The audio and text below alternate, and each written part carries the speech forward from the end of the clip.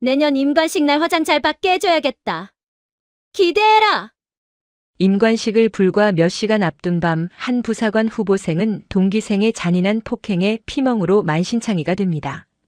그녀가 마지막 희망을 걸고 제출했던 마음의 편지는 오히려 훈육관의 손에 찢겨 가해자에게 전달되었고 끔찍한 보복으로 돌아왔습니다. 마침내 임관식 당일 멍든 얼굴을 두꺼운 화장으로 필사적으로 가린 조카를 본 한 여성이 조용히 차로 돌아갑니다. 그녀는 단순한 가족이 아니었습니다. 그녀는 부대장의 지휘 계통을 무시하고 이 모든 것을 뒤엎을 수 있는 육군수사단 광역수사대 팀장이었습니다. 자신의 부대가 외부 수사팀에 의해 순식간에 장악당하는 것을 무력하게 지켜봐야 했던 학교장, 그리고 축제의 주인공에서 한순간에 범죄자로 전락한 가해자들에게 과연 무슨 일이 벌어질까요? 영상 보시기 전에 구독과 좋아요 한번 눌러주시면 채널 성장에 큰 힘이 됩니다. 무료로 할 수 있는 소중한 응원, 더 통쾌하고 밀도 높은 이야기로 보답하겠습니다. 이제 시작하겠습니다. 숨을 쉴 때마다 폐부로 끼쳐오는 것은 흙먼지와 화약 냄새, 그리고 수백 명의 동기들이 내뿜는 지독한 땀 냄새가 전부였다. 대한민국 육군 부사관학교의 마지막 종합훈련. 임관식을 불과 일주일 앞둔 훈련장은 그야말로 아수라장이었다. 각계 전투 교장을 기어가는 김민지 후보생의 팔꿈치는 이미 감각이 없었다. 찢어진 전투복 사이로 스며든 흙과 자갈이 피가 맺힌 상처를 파고들었지만 고통을 느낄 여유조차 없었다. 김민지 후보생. 동작 그만. 지금 그걸 포복이라고 하나? 이모가 군 수사단 간부면 포복도 대신해주나? 확성기를 타고 날아온 훈육관 황 중사의 비아냥 섞인 고함에 민지의 어깨가 돌처럼 굳었다. 주변의 모든 시선이 일제히 그녀에게로 향했다. 동정이나 걱정의 눈빛은 없었다. 그저 전연 때문에 또 전체가 고생하겠군 하는 지겨움과 냉소뿐이었다. 민지는 이를 악물고 흙바닥에 머리를 쳐박았다. 아닙니다. 목소리가 갈라져 나왔다. 목소리 그것밖에 안 나오나? 전 후보생, 김민지 후보생 때문에 훈련장 10분간 추가 포복 실시. 분노와 원망이 섞인 동기들의 거친 숨소리가 사방에서 들려왔다. 민지는 눈물이 터져 나오는 것을 막기 위해 아래 집술을 피가 나도록 깨물었다. 지옥은 바로 이곳이었다. 그리고 그 지옥의 중심에는 몇 주 전까지만 해도 가장 든든한 동기였던 박지현 후보생이 있었다. 박지현은 모두가 인정하는 에이스였다. 여자 후보생임에도 불구하고 체력 측정에서 남자들을 압도했고 굵고 카랑카랑한 목소리는 훈육관들의 신임을 얻기에 충분했다. 민지 역시 그런 박지현을 존경했고 따랐다. 문제는 그놈의 영상통화 한 번에서 시작되었다. 가족과의 주말 영상통화 시간. 민지의 어머니는 순진한 얼굴로 화면 너머의 딸에게 자랑스럽게 외쳤다. 우리 민지. 임관식 날 이모가 꼭 간대. 마침 그날 부대에 일이 있어서 들른다나 봐. 우리 서연이가 중령인데 육군수사단 팀장이래. 너 힘들게 하는 사람 있으면 다 말해. 민지는 질색하며 엄마 그런 말 좀 하지 마. 라고 소리쳤지만 이미 늦었다. 바로 옆에서 차례를 기다리던 박지현 무리가 그 말을 똑똑히 들었던 것이다. 그날 이후 모든 것이 변했다. 존경과 동경의 대상이었던 박지현은 민지를 향한 노골적인 적의를 감추지 않았다. 좋겠네, 김민지. 이모가 육군수사단 중령이라서. 그날 밤 쉬는 시간 관물대를 정리하는 민지에게 박지현이 차갑게 말을 걸었다. 우리는 뼈 빠지게 고생해서 겨우 하사다는데 누구는 이모백으로 편하게 군 생활하겠네. 안 그래? 옆에 있던 최 후보생이 거들었다. 어쩐지 훈육관님들도 너한테는 좀 다르다 했어. 이게 다 백 때문이었구만. 아니야. 그런 거 절대 아니야. 민지는 당황해서 손을 내저었지만 박지현은 비웃음을 날렸다. 아니긴 뭐가 아니야. 재수 없는 년. 너는 그냥 내 존재 자체가 우리 같은 흙수저들 기만하는 거야. 그날 밤 악몽이 시작되었다. 훈육관들의 야간 순찰이 끝난 새벽 1시. 모두가 잠든 생활관에서 민지는 조용히 끌려나갔다. 눅눅한 세제 냄새와 곰팡이 냄새가 뒤엉킨 1층의 세탁 건조장. CCTV 사각지대인 그곳에서 민지는 처음으로 폭력의 공포를 마주했다. 야, 김민지. 박지현이 민지의 멱살을 거칠게 움켜쥐었다. 훈련으로 단련된 그녀의 악력은 민지가 숨을 쉬기 힘들 정도였다.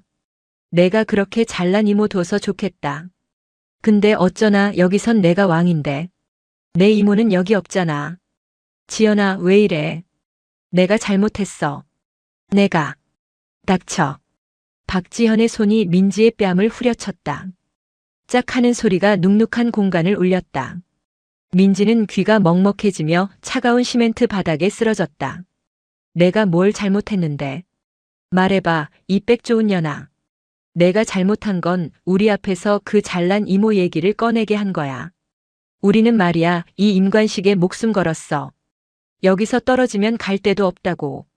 근데 너 같은 년은 그냥 취미로 군대 온 것 같아서 말이야. 박지현의 발길질이 이어졌다. 그녀는 영리했다. 제복에 가려지는 복부와 옆구리, 허벅지만을 골라 찼다. 비명을 지르려 하면 입을 틀어막았고 반항하려 하면 머리채를 잡아 바닥에 내동댕이 쳤다.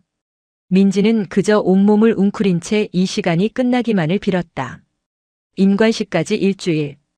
딱 일주일만 버티자. 그것이 민지가 할 수 있는 유일한 다짐이었다. 고통은 매일 밤 반복되었다. 박지현과 그 무리들은 민지를 조롱하고 짓밟는 것을 일종의 유의처럼 즐겼다. 훈련 중에 일부러 민지의 군장을 무겁게 만들었고 식사 시간에 몰래 발을 걸어 식판을 엎게 했다. 그럴 때마다 황 중사는 어김없이 민지만을 질책했다. 김민지 후보생, 동기들한테 피해주지 마라. 이모 얼굴에 먹칠할 건가. 박지현 무리는 뒤에서 조용히 낄낄거렸다. 민지는 깨달았다. 황 중사는 모든 것을 알거나 혹은 알면서도 방조하고 있었다. 그는 이 군기 바짝 든 박지현 후보생이 중대의 분위기를 잡는 것을 내심 즐기고 있었다. 임관식을 나흘 앞둔 밤 민지는 도저히 잠을 이룰 수 없었다. 옆구리의 멍은 이제 숨을 깊게 들이쉬는 것조차 고통스럽게 만들었다. 더 무서운 것은 박지현의 속삭임이었다. 어제 저녁 점호 직전 그녀가 민지의 귀에 대고 웃으며 말했다. 임관식 날 얼굴 좀 예쁘게 해줘야겠다. 화장 잘 받게. 기대해. 이대로라면 임관식 날 가족들 앞에 서기도 전에 무슨 짓을 당할지 몰랐다. 공포가 이성을 마비시키기 직전 민지는 마지막 지푸라기를 잡기로 결심했다. 생활관 복도 끝 학교장의 얼굴 사진과 함께 걸려있는 후보생 인권 상담함. 일명 마음의 편지였다. 익명성이 철저히 보장되며 훈육관을 거치지 않고 학교 주임원사나 학교장에게 직접 전달된다는 그 붉은 철제 상자. 민지는 모두가 잠든 새벽 2시 복통을 호소하며 화장실에 가는 척 빠져나왔다. 비상등 불빛만이 희미하게 복도를 비추는 가운데 떨리는 손으로 작은 수첩을 찢어 편지를 썼다. 손이 너무 떨려 글씨가 날아갔다. 살려주십시오. 박지현 후보생 외 2명에게 상습적인 폭행과 가혹 행위를 당하고 있습니다. 세탁 건조장에서 그녀는 차마 이모의 이야기는 적지 못했다. 그것이 모든 일의 발단이었지만 왠지 그 사실이 알려지는 것이 두려웠다. 황 중사에 대한 원망도 감히 적지 못했다. 그저 이 지옥 같은 폭력만을 멈춰달라고 애원했다. 민지는 누구도 보지 않는 틈을 타 편지를 붉은 상자 깊숙이 밀어넣었다. 제발 제발. 훈육관님이 아닌 다른 분이 봐주세요. 다음 날 아침 기적은 일어나지 않았다. 황 중사의 표정은 평소와 다름없었다. 오히려 기분이 좋은 듯 콧노래까지 흥얼거렸다. 민지는 불안했다. 혹시 아직 편지를 못 본 걸까? 하지만 그 희미한 희망은 오후 훈련 시간에 산산조각 났다. 훈련장 구석에서 황 중사가 박지현 후보생을 따로 불러 이야기하는 것을 목격한 것이다. 둘의 거리는 멀었지만 황 중사가 박지현의 어깨를 툭툭 치며 인자하게 웃는 모습은 똑똑히 보였다. 그리고 박지현은 뒤돌아서며 민지를 향해 지옥의 악마와도 같은 섬뜩한 미소를 지어 보였다. 그날 밤 민지는 다시 세탁 건조장으로 끌려갔다. 이번에는 박지현 혼자가 아니었다. 그녀의 무리 4명이 민지를 완벽하게 포위했다. 야, 김민지. 박지현이 민지의 뺨을 가볍게 툭툭 쳤다. 내가 감히 날 찔러? 이게 같은 년이. 민지는 숨이 멎는 것 같았다. 마지막 동아줄이 썩은 밧줄이었음을, 아니 자신을 묶을 올감이었음을 깨달았다. 황 중사는 그 편지를 발견하고 즉시 찢어버렸다. 임관식을 코앞에 두고 이런 불미스러운 일이 터지는 것을 그는 원치 않았다. 자신의 경력에 흠집이 가는 것은 물론이고 상부에 보고하는 절차도 귀찮았다. 그는 박지현을 불렀다. 박 후보생. 김민지가 널 찔렀더군. 어린애 장난 같은데 아주 귀찮게 됐어.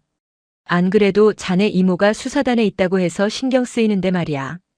임관식 전까지 시끄러운 소리 안 나오게 동기들 관리 잘해. 알지? 내가 박 후보생 믿는 거. 황 중사는 이것이 훈육이라고 생각했다. 훈육관님이 그러시더라. 요즘 애들 정신력이 빠져서 문제라고. 박지현은 민지의 배를 무릎으로 찍어 올렸다. 내까지 빽 믿는 년 하나 때문에 우리 중대 전체가 욕먹는다고. 내가 책임져야지. 폭행은 이전보다 훨씬 잔혹하고 길었다. 그들은 민지의 입에 더러운 세탁망을 물려 소리를 지르지 못하게 했다. 임관식 날 화장 잘 받게 해준다고 했지? 박지연은 자신의 손가락에 낀 남자친구에게 받았다는 딱딱한 반지를 만지작거렸다. 그리고 그 반지를 낀 주먹으로 민지의 왼쪽 눈두덩이와 뺨을 망설임 없이 내리쳤다. 민지는 비명조차 지르지 못하고 바닥에 쓰러져 의식을 잃었다. 드디어 임관식 날이 밝았다. 며칠간 잠을 설친 민지는 새벽 4시 누구보다 먼저 기상했다. 아니, 사실은 한숨도 자지 못했다. 의무실에서 몰래 훔친 진통제 몇 알로 버티고 있었다. 왼쪽 눈은 괴물처럼 부어올라 제대로 떠지지도 않았고 뺨은 시퍼런 멍을 넘어 검붉게 변해 있었다. 입술은 터져 피딱지가 흉하게 앉았다. 박지현이 남긴 임관식 선물이었다. 민지는 화장실 거울 앞에 섰다. 거울 속에는 군인이 아닌 공포에 질려 넋이 나간 한 여자가 서 있었다. 이 얼굴로 엄마를, 이모를 어떻게 보지? 그녀는 동기에게 몰래 빌린 가장 두꺼운 파운데이션과 컨실러를 꺼냈다. 마치 벽에 시멘트를 바르듯 자신의 상처 위에 화장품을 겹겹이 덧칠했다. 멍 자국을 가리기 위해 필사적으로 문질렀다. 한 겹, 두 겹, 세 겹. 고통의 신음이 절로 나왔지만 멈출 수 없었다. 1시간 가까이 사투를 벌인 끝에야 겨우 흉측한 멍의 색깔이 옅은 갈색 정도로 가려졌다. 완벽하진 않았지만 이목구비가 뒤틀린 것처럼 부자연스러운 화장이 완성되었다. 부사관학교 연병장에는 이른 아침부터 축제의 열기가 가득했다. 군악대의 힘찬 연주가 울려 퍼졌고 전국 각지에서 모인 가족들은 자랑스러운 아들, 딸의 모습을 카메라에 담기 위해 분주했다. 민지의 엄마 이서영과 이모 이서현 중령도 참석자 석 앞자리에 앉아 있었다. 이서영은 아침부터 눈가가 촉촉했다. 어머 서연아, 저기 우리 민지 좀 봐. 맨 앞줄에 섰네.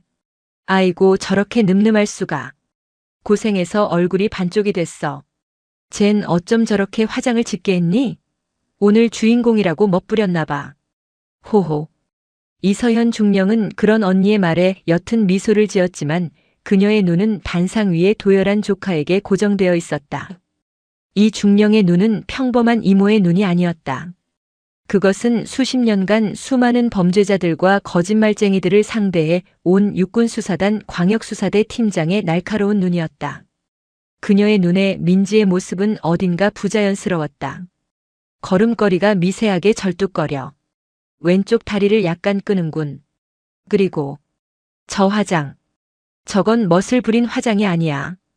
필사적으로 무언가를 가리려는 분장에 가까워.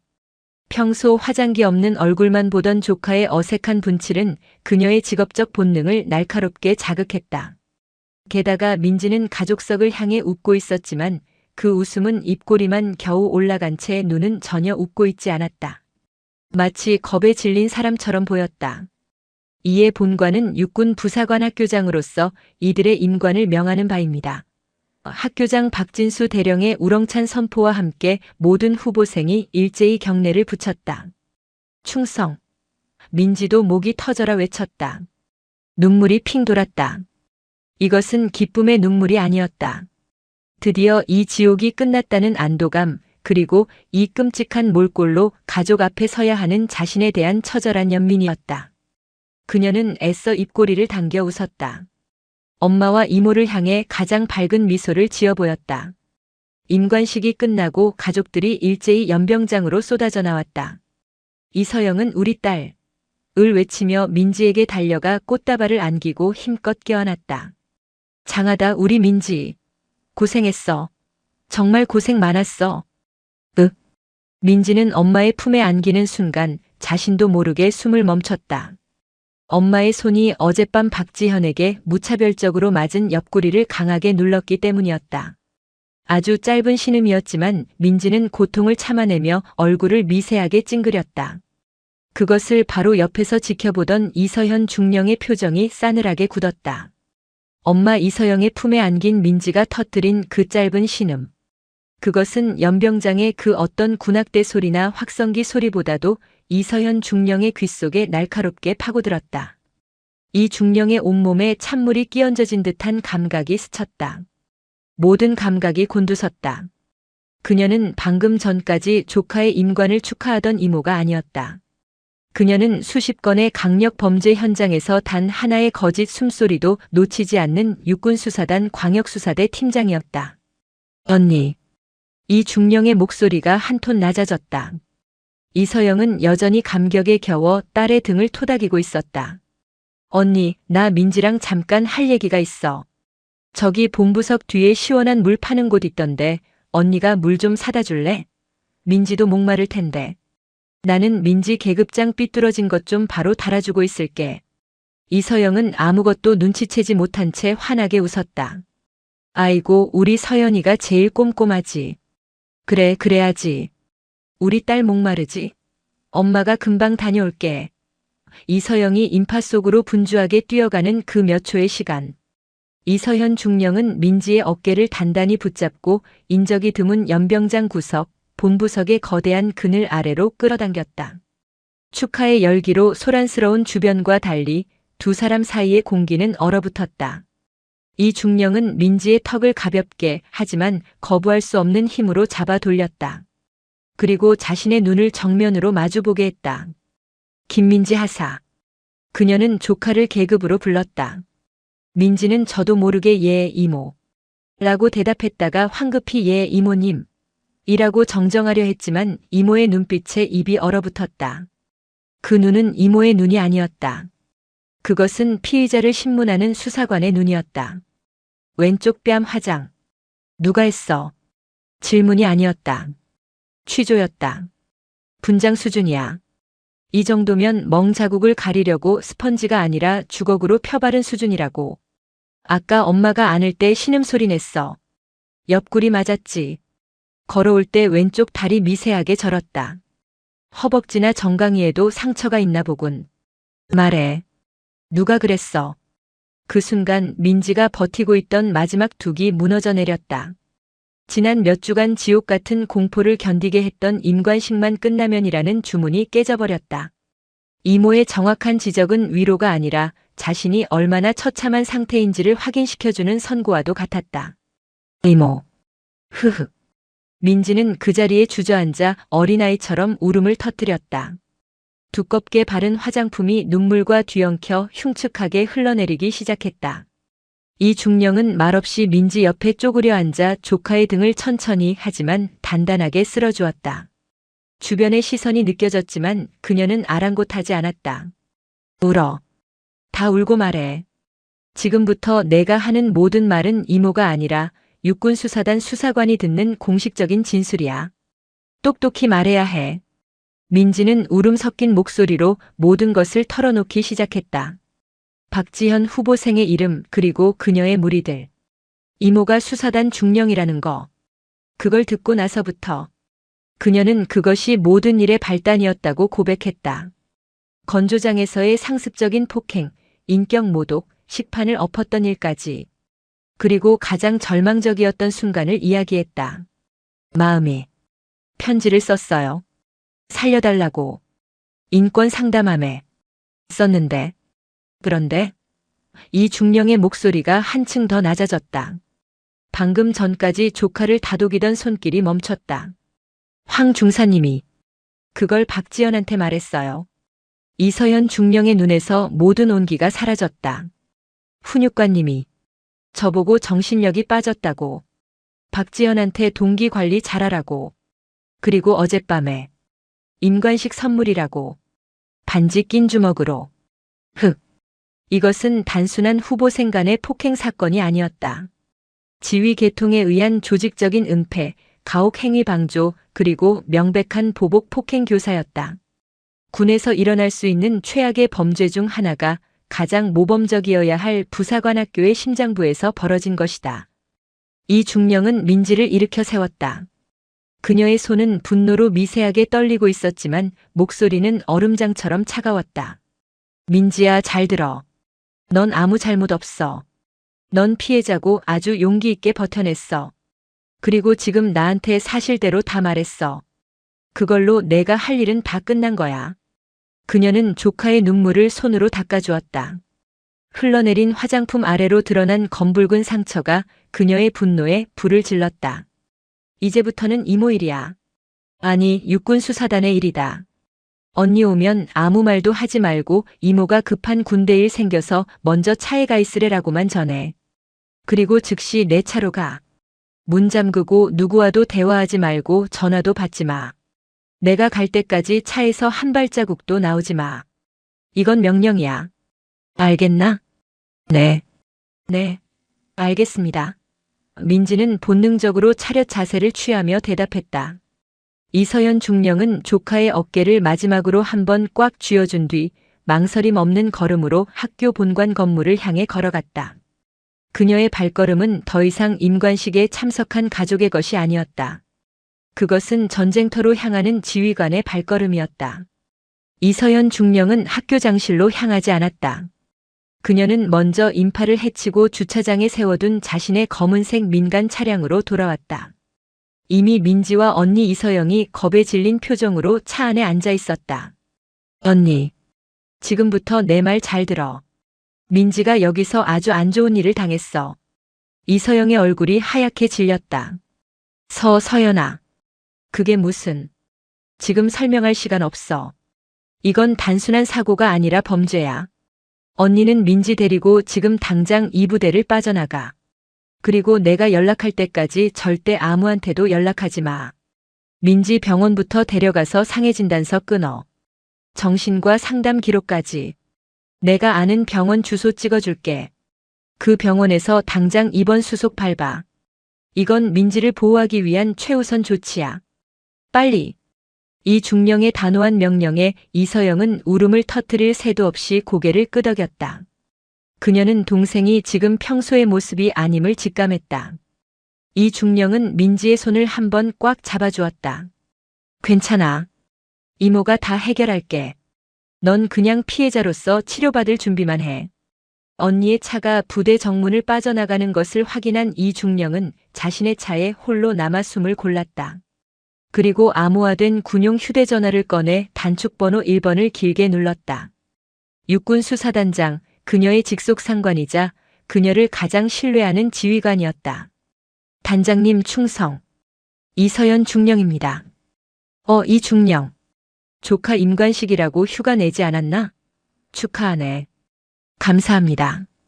그런데 단장님, 현장에서 긴급 상황이 발생했습니다. 수화기 너머의 공기가 순간 무거워졌다. 말해봐. 육군 부사관 학교입니다. 제 조카가 오늘 임관한 김민지 하사입니다. 방금 김 하사로부터 후보생 시절 상습적인 폭행 및 가혹 행위를 당했다는 구체적인 진술을 확보했습니다. 이 중령은 감정을 철저히 배제하고 사실만을 보고했다. 가해자는 동기생 박지현 외 3명. 문제는 훈육관 황 중사가 피해자의 정식 문제 제기, 즉 인권 상담함 투서를 묵살하고 오히려 이 사실을 가해자에게 누설하여 보복 폭행을 교사한 정황이 명백합니다. 피해자의 신체에서 멍과 부기 등 상해 흔적을 직접 확인했습니다. 황 중사라고. 단장의 목소리가 낮아졌다. 학교 자체 조사는 명백한 은폐 시도가 있었기에 신뢰할 수 없다고 판단됩니다. 사안의 중대성을 고려할 때 본부 광역수사대의 즉각적인 현장 출동 및 수사 개시를 요청합니다. 학교장에게는 아직 보고하지 않았습니다. 수사팀 도착과 동시에 통보하여 증거 인멸을 시도할 시간을 원천 차단하는 것이 최선이라 사료됩니다. 잠시 침묵이 흘렀다. 알겠네. 이 중령 판단이 맞아. 현역 훈육관이 개입된 은폐교사라. 이건 보통 일이 아니군. 지금 즉시 가장 가까운 대전광역수사대에 지시하지. 자네는 지금부터 내 직속으로 현장 상황을 통제하게. 수사팀 도착 예상 시간 30분. 자네는 지금 즉시 학교장실로 가서 수사팀이 정문을 통과하는 즉시 내 이름으로 수사 개시 통보 및 현장 보전 명령을 하달하게. 학교장이 반발할 경우 내가 직접 통화하겠다고 전해. 그리고 조카 잘 챙기게.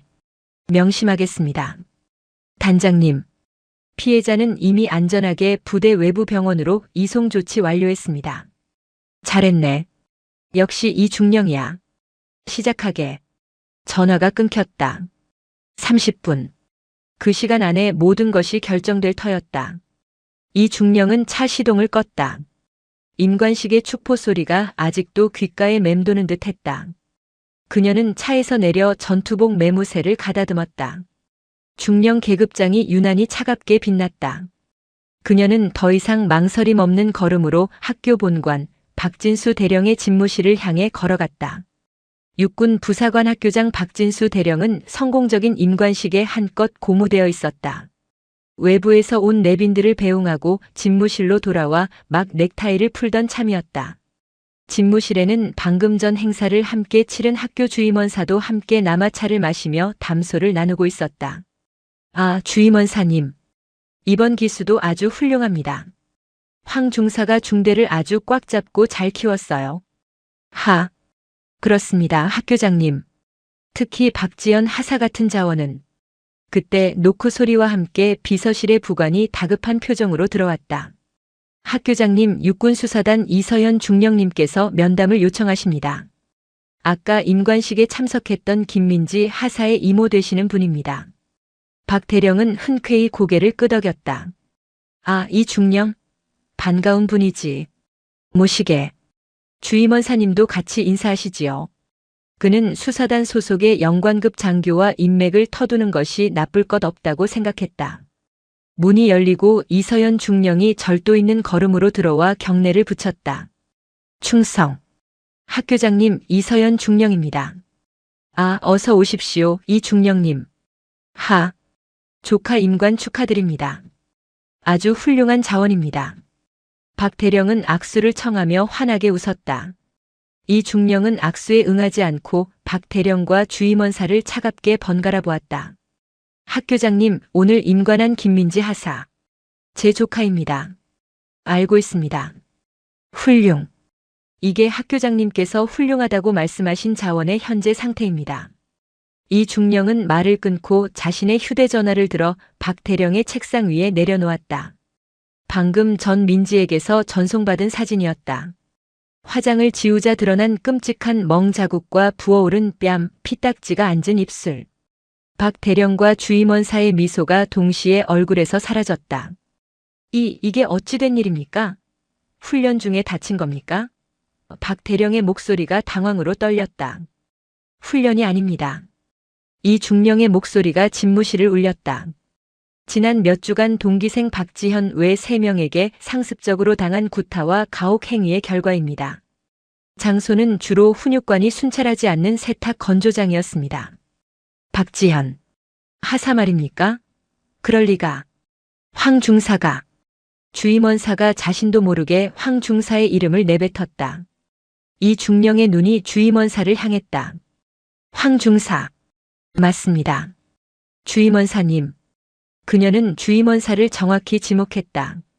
김민지 하사는 일주일 전 인권 상담함을 통해 이 사실을 정식으로 보고했습니다. 하지만 황 중사는 이 보고를 묵살하고 오히려 가해자인 박지현 하사에게 피해자의 신원을 노출하며 동기관리 잘하라고 부추겼습니다. 그 결과 제 조카는 어젯밤 임관식 전날에도 보복 폭행을 당했습니다. 박 대령의 얼굴이 하얗게 질렸다. 이 중령님. 이건 제가 철저하게 조사해서. 늦으셨습니다, 학교장님. 이 중령은 박대령의 말을 다시 한번 잘랐다. 저는 지금 이 자리에 김민지 하사의 이모로 온 것이 아닙니다. 육군수사단 광역수사대 팀장 이서현 중령으로 온 것입니다. 박대령은 숨이 멎는 것 같았다.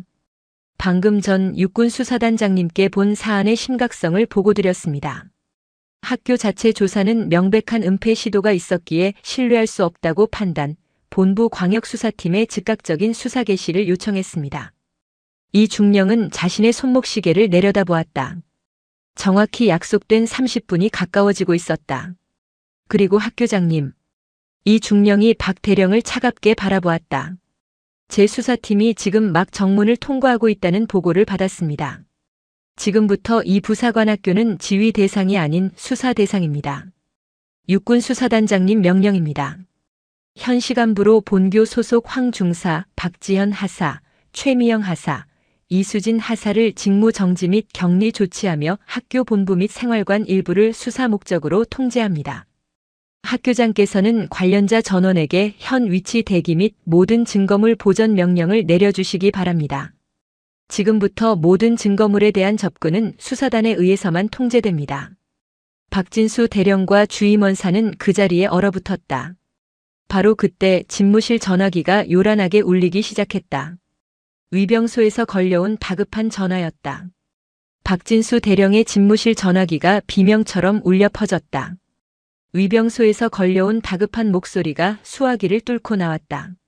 학교장님, 지금 육군수사단 차량 여러 대가 정문을 이미 통과했습니다. 본관으로 향하고 있습니다. 이게 무슨... 박 대령은 수화기를 든 채 그 자리에 얼어붙었다.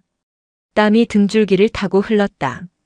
함께 있던 주임원사 역시 사색이 되어 입술만 달싹였다. 이서현 중령은 그 모습을 지켜보며 자신의 군용 휴대전화를 꺼내 들었다. 그녀는 더 이상 학교장이나 주임원사에게 말하지 않았다. 그녀는 이미 현장 지휘관 모드로 들어가 있었다. 팀장 박소령인가? 나 이서현 중령이다. 현재 학교장실. 학교장 및 주임원사에게 수사 개시 통보 완료했다. 저항은 없다. 그녀의 목소리는 집무실의 공기를 얼렸다. 1팀은 즉시 본관 3층 좌측 훈육관 황중사 사무실로 진입한다.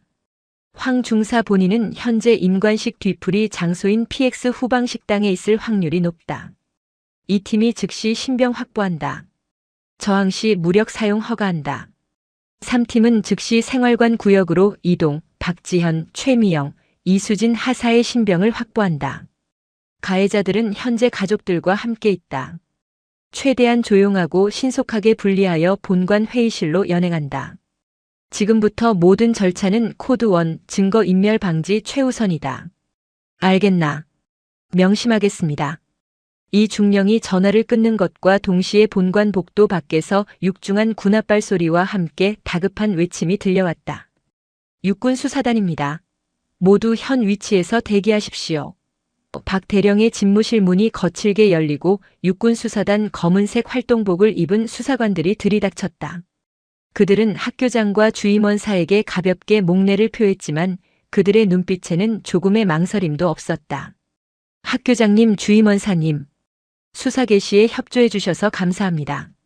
지금부터 학교장실을 임시 현장 지휘소로 사용하겠습니다. 두 분께서는 저쪽 소파에 대기해 주시기 바랍니다.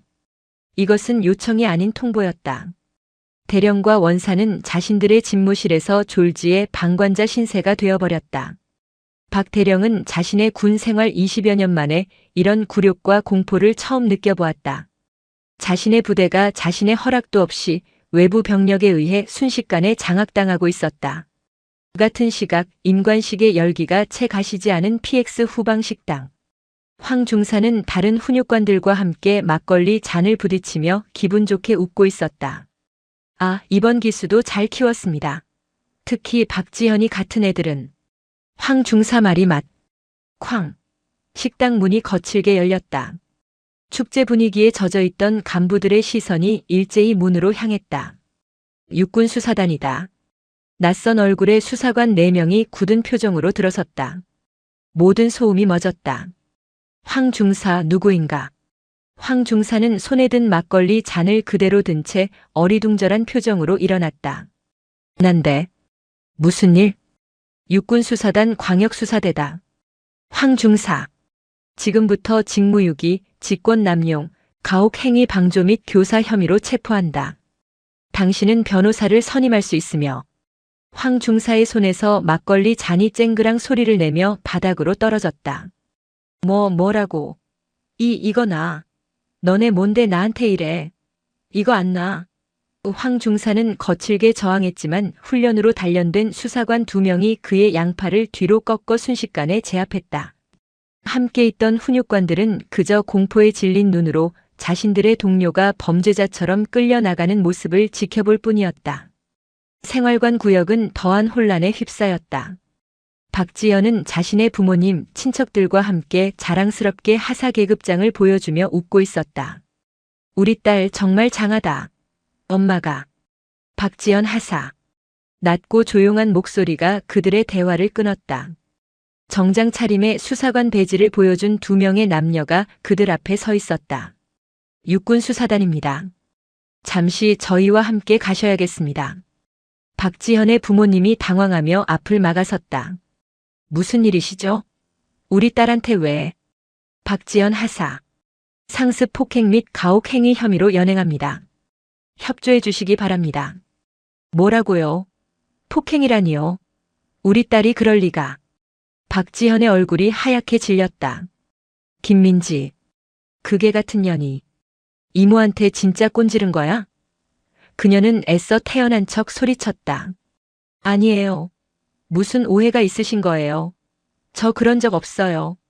모든 진술은 조사실에서 하시기 바랍니다.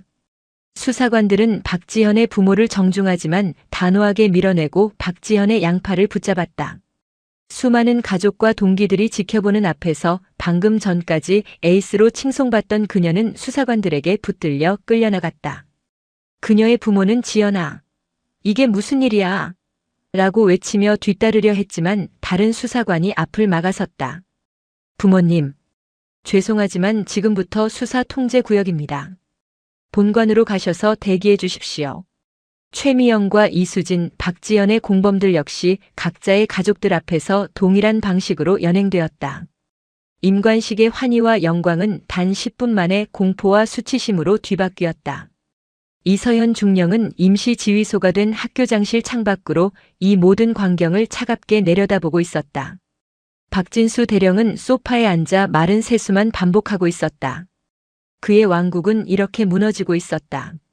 수사팀의 움직임은 거대하고 정밀한 기계와도 같았다. 신병이 확보되는 즉시 증거 확보팀이 동시다발적으로 움직였다. 이서현 중령이 가장 먼저 지시한 곳은 황 중사의 사무실이었다. 팀장님, 이겁니다. 디지털 포렌식 요원이 황 중사의 책상 서랍 가장 깊숙한 곳을 뒤지다 소리쳤다. 서랍 바닥에는 다른 서류들 밑에 깔린 손으로 마구 찢어버린 종이 조각들이 숨겨져 있었다. 황 중사는 민지의 편지를 찢어 쓰레기통에 버렸다가 누군가 볼 것을 우려해 다시 꺼내 서랍 깊숙한 곳에 처박아둔 것이었다. 완벽한 증거 인멸 시도이자 동시에 가장 멍청한 증거 보존이었다. 이서현 중령은 즉시 장갑을 끼고 그 종이 조각들을 집어들었다. 살려주십시오. 박지현. 피가 거꾸로 솟는 분노를 억누르며 명령했다. 즉시 원본 확보 후 본부 보건반에 전송해. 30분 내로 내용 전체 복원해내. 알겠습니다. 동시에 황 중사의 사무실 컴퓨터 본체와 개인 휴대전화는 즉시 압수되어 현장 포렌식 차량으로 옮겨졌다. 디지털 증거 분석팀이 즉시 작업에 착수했다. 황 중사가 설정한 단순한 비밀번호는 1분도 안 되어 뚫렸다. 검색 기록 복원 중입니다. 나왔습니다. 요원의 목소리가 다급해졌다. 후보생 폭행 사건 처리 절차, 경미한 가혹행위 징계 수위, 수사단 내사 시 대응 요령. 황 중사가 사건을 인지하고 은폐하기 위해 필사적으로 정보를 찾아본 흔적들이었다. 메신저 기록입니다. 박지현 하사와 나눈 대화 내용 확보. 모든 수사관들의 시선이 모니터에 집중되었다. 이서현 중령도 그 뒤에 서서 화면을 응시했다. 황 중사 박 후보생. 김민지가 널 찔렀더군. 황 중사 안 그래도 걔 이모가 수사단 쪽이라 신경 쓰이는데. 귀찮게 됐어. 박지현. 황 중사 임관식 얼마 안 남았다. 시끄럽게 만들지 마라. 내가 믿는 거 알지? 박지현 명심하겠습니다. 훈육관님. 박지현 확실하게 교육하겠습니다. 이서현 중령은 주먹을 너무 세게 쥐어 손톱이 손바닥을 파고드는 것도 몰랐다. 교육.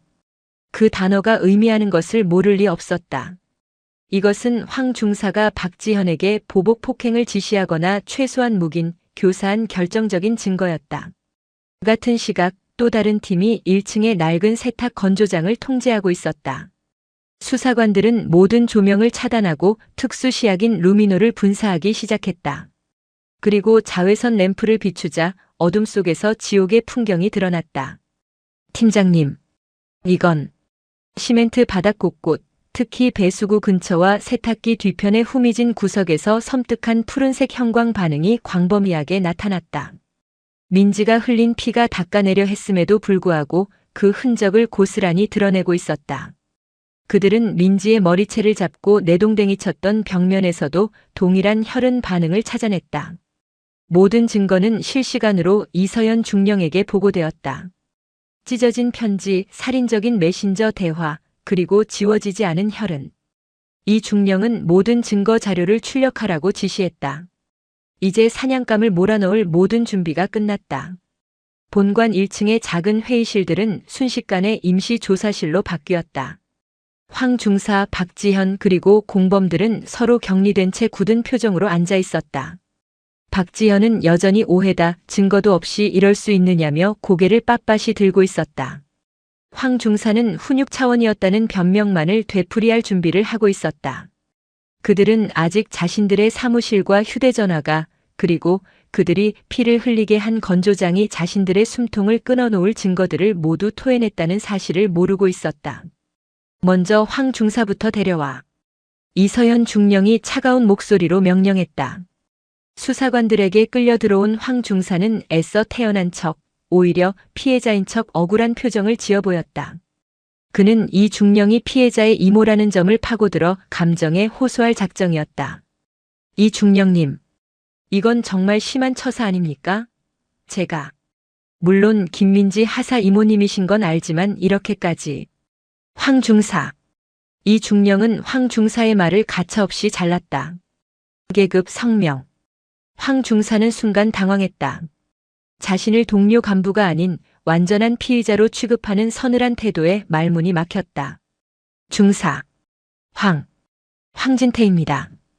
좋아. 황 중사. 이 중령은 조사실 테이블에 첫 번째 자료를 던졌다. 방금 전 복원된 민지의 찢어진 편지였다. 살려주십시오. 박지현 후보생에게. 황 중사의 눈동자가 격렬하게 흔들렸다. 이게 왜? 피해자의 1차 공식 보고서다. 이 중령이 말했다. 당신은 이걸 묵살하고 찢어버렸지. 직무유기야. 아닙니다. 그건 사소한 동기들 간의 다툼이라고 판단해서. 다툼? 이 중령은 두 번째 자료를 던졌다. 세탁 건조장의 루미놀 반응 사진이었다. 푸른 빛으로 번뜩이는 혈흔 자국이 황 중사의 눈을 공격했다. 이게 당신이 말하는 사소한 다툼의 결과인가? 이건 일방적인 폭행, 아니 린치 수준이야. 황 중사의 얼굴이 하얗게 질리기 시작했다. 그건 제가 몰랐던 사실입니다. 저는 몰랐다고? 이서연 중령은 자리에서 일어나 황 중사의 코앞까지 다가갔다. 그리고 마지막 증거, 그가 박지현과 나눈 메신저 대화 내용을 그의 눈앞에 내밀었다. 시끄럽게 만들지 마라. 내가 믿는 거 알지? 이래도 몰랐나? 황 중사는 모니터 속 자신의 대화 내용을 보고 숨이 멎는 것을 느꼈다. 내가 피해자의 보고를 묵살하고 그 사실을 가해자에게 알려 보복 폭행을 사실상 지시한 거야. 이 쓰레기 같은 놈아. 이 중령의 절제된 분노가 터져나왔다. 내가 그토록 지키고 싶었던 그 경력, 평가 때문에 한 사람의 인생을 지옥으로 밀어넣었어. 이게 대한민국 훈육관이 할 짓인가? 황 중사는 모든 것이 끝났음을 깨달았다. 그는 의자에서 무너지듯 바닥에 주저앉았다. 잘못했습니다. 제가, 임관식만 조용히 치르려고. 그의 변명은 처절한 울음소리로 바뀌었다. 다음, 이 중령은 무너진 황 중사에게 눈길도 주지 않고 조사실 M을 나섰다. 박지현이 데려와. 박지현은 조사실에 들어오면서도 여전히 고개를 빳빳이 들고 있었다. 전 할 말 없습니다. 김민지 걔가 이모백 믿고 거짓말하는 겁니다. 이서연 중령은 말없이 그녀를 바라보았다. 그리고는 책상 위에 자료들을 하나씩 펼쳐놓았다. 첫째, 내 공범 최미영, 이수진의 자백서다. 모든 것은 박지현이 주도했다고 일치하게 진술하고 있군. 박지현의 눈이 흔들렸다. 그년들이.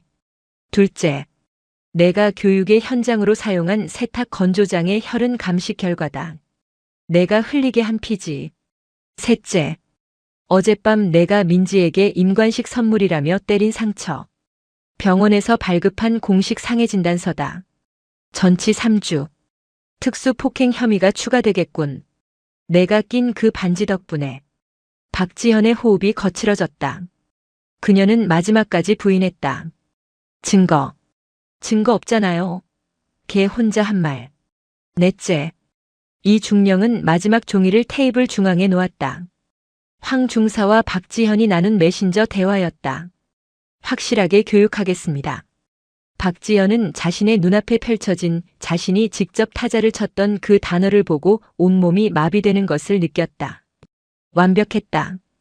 빠져나갈 구멍은 어디에도 없었다.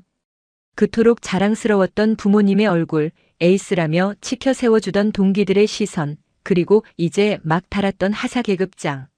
모든 것이 한순간에 재가 되어 사라지고 있었다. 아! 그녀의 입에서 의미 없는 소리가 터져 나왔다. 아니에요. 그건 그냥 장난이었어요. 장난? 이서연 중령이 책상을 내리쳤다. 내 장난 때문에 한 군인의 인생이 망가졌어. 너 같은 건 군인도 아니, 인간도 아니야. 조사 끝났으니 당장 입감시켜. 이서연 중령은 울부짖으며 끌려나가는 박지현을 뒤로하고 조사실을 나왔다. 차가운 밤 공기가 뺨에 와닿았다.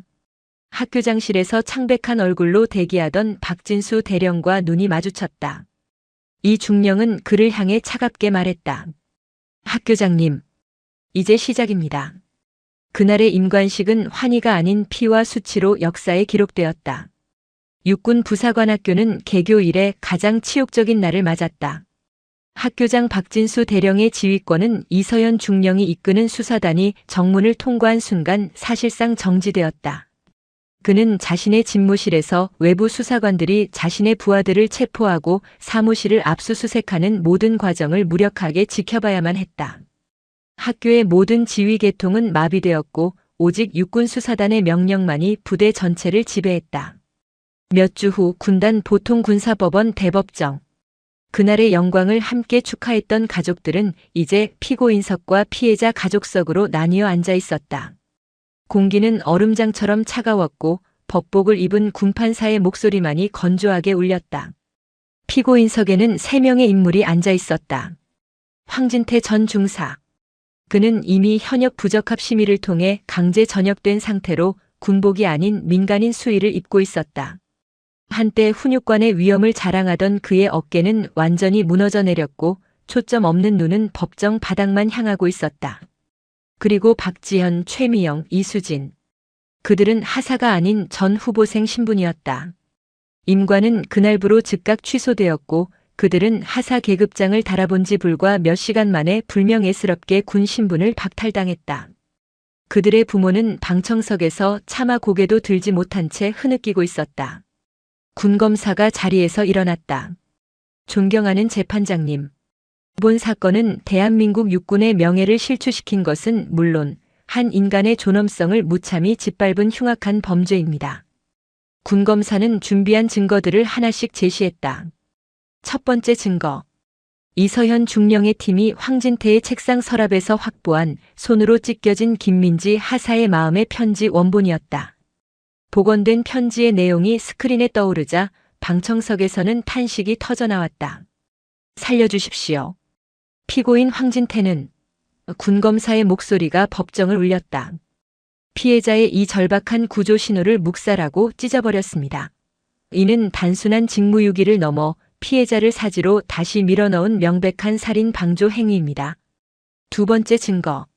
황진태와 박지현이 나눈 메신저 대화였다. 시끄럽게 만들지 마라. 내가 믿는 거 알지? 확실하게 교육하겠습니다. 이것이 훈육관과 후보생의 대화입니까? 이것은 범죄를 모의하고 교사한 공범자들의 대화입니다. 세 번째 증거. 세탁 건조장의 혈흔 감식 사진이었다. 루미놀 시약에 푸르게 빛나는 수십 개의 혈흔. 그리고 박지현이 범행에 사용했던 남자친구에게 선물 받았다던 그 딱딱한 반지가 증거물로 제시되었다. 네 번째 증거. 국군 수도병원에서 발급한 김민지 하사의 상해진단서였다. 좌측 안화골절, 다발성 늑골 타박상, 고막 파열 의심, 전치 3주. 그리고 그 뒤를 이은 정신과 진단서. 급성 외상 후 스트레스 장애, 지속적인 입원 및 관찰 요망. 박지현은 고개를 빳빳이 들고 장난이었습니다. 훈련 과정의 오해입니다. 라고 마지막까지 항변했지만 증거의 산 앞에서 그녀의 목소리는 공허했다. 황진태는 그저 잘못했습니다. 임관식만 조용히 치르려고. 라는 말만 앵무새처럼 되풀이했다. 최종 선고가 내려졌다. 피고인 황진태. 전 육군 중사. 피고인은 부하를 보호해야 할 훈육관의 본분을 망각하고 오히려 가해자와 결탁하여 피해자를 능동적으로 기만하고 추가 폭행을 교사하였다. 그 죄질이 이루 말할 수 없이 불량하여 징역 5년을 선고한다. 동시에 피고인의 모든 군인연금 수급 권리를 박탈한다. 황진태는 그 자리에 쓰러져 통곡했다. 징역 5년보다 20년 넘게 부어온 연금이 박탈된다는 선고가 그의 남은 인생 전부를 무너뜨렸다. 피고인 박지현. 전 부사관 후보생. 피고인은 동료에 대한 상습적인 폭행, 특수폭행, 가혹 행위를 주도하였으며 징역 3년을 선고한다. 공범들도 각각 징역형의 집행유예를 선고받았다. 학교장 박진수 대령은 법정에 서지 않았다. 하지만 그는 이미 군인으로서 가장 치욕적인 처벌을 받았다. 그는 사건 직후 즉시 보직 해임되었고 정식 징계위원회에 회부되어 지휘감독 소홀의 책임을 물어 강등 처분을 받았다. 대령에서 중령으로 강등된 그는 남은 군 생활을 아무런 권한도 없는 정책연구관 신세로 마감하게 되었다. 그의 화려했던 경력은 그렇게 끝났다. 국군 수도병원 1인실. 김민지 하사는 창밖을 멍하니 바라보고 있었다. 모든 재판이 끝났지만 그녀의 시간은 여전히 그 눅눅한 세탁 건조장에 멈춰 있었다. 작은 소리에도 경기를 일으켰고 군복만 봐도 호흡이 가빠졌다. 그녀의 손에는 의병 전역 심사위원회 의결서가 들려 있었다. 군 생활 부적합 판정. 그녀는 이제 군복을 벗을 수 있었다. 도망칠 수 있었다. 민지야. 노크 소리와 함께 이모 이서현 중령이 들어왔다. 그녀는 이번 사건을 완벽하게 처리한 공로를 인정받아 동기들보다 한 발 앞서 대령으로 진급해 있었다. 그녀의 어깨에 달린 무궁화 계급장이 유난히 단단해 보였다. 이모. 저 이제 군대 그만두려고요. 민지가 애써 웃으며 서류를 들어보였다. 전 역시 군인이 될 자격이 없나 봐요. 무서워요. 이 군복이 그냥 다 무서워요. 이서현 대령은 민지의 침대 옆 의자에 앉았다. 그래. 무서울 거야. 내가 겪은 일을 생각하면 당연해. 이대로 전역해서 평범한 김민지로 돌아가도 그 누구도 너를 비난하지 않아. 너는 이미 군인으로서 가장 용기 있는 일을 해냈으니까. 민지는 고개를 숙였다. 그런데 이모는 왜 군인이 됐어요? 이 대령은 잠시 창밖을 바라보았다. 나도 너만 할 때 아니 소위 때 끔찍한 일을 겪었어. 여군이라는 이유만으로 수사관이라는 이유만으로 수많은 벽에 부딪혔지. 그때 나도 도망치고 싶었어. 이 더러운 조직을 떠나고 싶었어. 그녀는 민지의 손을 잡았다. 그런데 민지야. 도망치면 그놈들이 이기는 거야. 내가 떠난 그 자리에 또 다른 황 중사, 또 다른 박지현이 들어와서 제2, 제3의 피해자를 만들어내겠지. 난 그게 싫었어. 이 대령은 가방에서 서류철 하나를 꺼냈다. 이거 봐. 그것은 민지가 썼던 찢어진 마음의 편지 복원 사본이었다. 내가 실패한 게 아니야. 너를 지켜주지 못한 이 낡아빠진 시스템이 실패한 거지. 나는 이 시스템을 바꾸려고 해. 그녀는 민지에게 새로운 보직 제안서를 내밀었다. 육군수사단 전입 요망. 떠나도 돼. 하지만 만약 내가 겪은 이 끔찍한 고통을 다른 후배들이 겪지 않게 하고 싶다는 마음이 조금이라도 남아있다면 도망치는 대신 싸워보는 건 어때? 제가 뭘 할 수 있는데요? 나처럼 되면 돼. 이 대령이 단호하게 말했다. 군사경찰 말입니까? 그래. 우리는 총 들고 싸우는 군인들만 지키는 게 아니야. 우리 내부의 적, 우리를 병들게 하는 이런 부조리로부터도 우리 군인들을 지켜야 해. 우리는 그런 일을 하는 사람들이야. 너는 누구보다 그늘진 곳이 어떻게 생겼는지 잘 알잖아. 우리에겐 너처럼 아픔을 아는 수사관이 필요해. 내가 그 증거가 되어야 해. 민지는 이모의 눈을 바라보았다. 그곳에는 자신을 향한 무한한 신뢰가 담겨 있었다. 그녀는 의병 전역 심사 의결서를 천천히 구겨 쓰레기통에 던져 넣었다. 그리고 이모가 내민 전입 요망서에 떨리는 손으로 서명하기 시작했다. 어떻게 하면 이모처럼 될 수 있어요? 이서현 대령의 입가에 비로소 그날 임관식 이후 처음으로 옅은 미소가 떠올랐다. 몇 달 뒤 육군 본부 대회의실. 육군의 모든 별들이 모인 최고 지휘관 회의. 이서현 대령이 발제자로 나섰다. 그녀는 스크린에 민지의 찢어진 편지를 띄웠다. 여러분, 이것이 현재 우리 군 인권 상담함의 현주소입니다. 이것은 신고함이 아니라 피해자의 신원을 가해자에게 알려주는 고발함이자 증거를 인멸하는 파쇄기에 불과합니다. 훈육관이 열쇠를 가지고 있는 신고함을 어떻게 신뢰하겠습니까? 회의장이 술렁였다. 한올로 장군이 불쾌한 듯 마이크를 잡았다. 이 대령, 그럼 지휘 체계를 무시하자는 건가? 훈육관의 권위가 무너지면 부대 통솔은 어떻게? 통솔이요? 이 대령이 장군의 말을 잘랐다. 폭력과 은폐로 유지되는 권위는 권위가 아니라 포갑입니다. 지휘관이 부하를 보호하지 못하는 지휘 체계는 지금 당장 무너져야 합니다. 그녀는 다음 장표를 넘겼다. 거대한 QR코드 이미지였다. 저는 오늘 이 낡아빠진 붉은 철제 상자를 대체할 새로운 시스템을 제안합니다. 육군수사단 직통신고 QR코드입니다. 앞으로 육군훈련소, 부사관학교, 장교학교를 포함한 모든 신병교육기관의 생활관, 화장실, 식당, 심지어 PX까지 모든 장소에 이 QR코드를 부착할 것입니다. 이 QR코드를 스캔한 신고는 그녀의 목소리가 회의실을 압도했다. 중대장이나 훈육관, 학교장에게 가지 않습니다. 지휘 계통을 전부 건너뛰고 즉시 암호화되어 제 사무실 육군수사단 중앙서버로 직통 보고됩니다.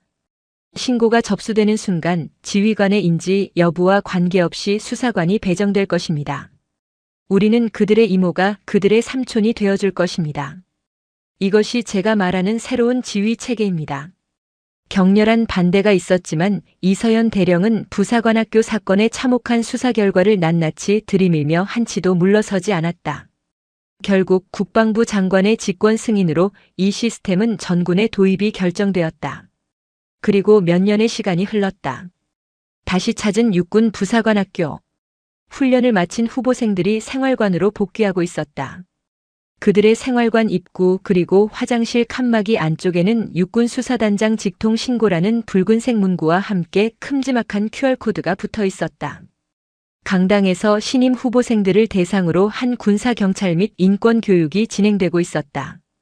긴장한 표정의 후보생들 앞에 날카로운 눈매와 단단한 체구의 한 여군이 섰다. 그녀의 전투복에는 김민지라는 이름표와 함께 당당한 중사 계급장이 붙어 있었다. 육군수사단 소속 김민지 중사였다. 후보생 여러분, 반갑습니다. 저는 여러분이 이곳에서 겪을 수 있는 부조리 예방 교육을 위해 나온 김민지 중사입니다. 그녀의 목소리는 낮고 차분했지만 강당 전체를 울렸다. 여러분은 지휘관의 명령에 복종해야 합니다. 하지만 그 명령이 법을 넘어서거나 여러분의 인권을 짓밟는다면 그것은 복종의 대상이 아닌 신고의 대상입니다. 김 중사는 자신의 뒤에 뜬 QR코드를 가리켰다.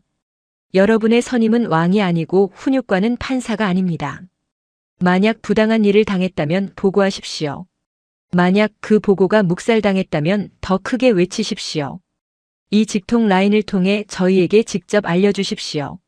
저희 육군 수사단이 여러분의 방패가 될 것입니다. 교육이 끝나고 훈련병들이 흩어질 때였다. 한 여성 후보생이 망설이며 김민지 중사에게 다가왔다. 잔뜩 겁에 질린 표정이었다. 김민지 중사님. 말해. 사실은 어제 저희 분대에서 동기 하나가. 김민지 중사는 그 훈련병의 눈을 바라보았다. 그곳에는 몇 년 전 세탁 건조장에서 절망하던 자신의 모습이 어른거렸다.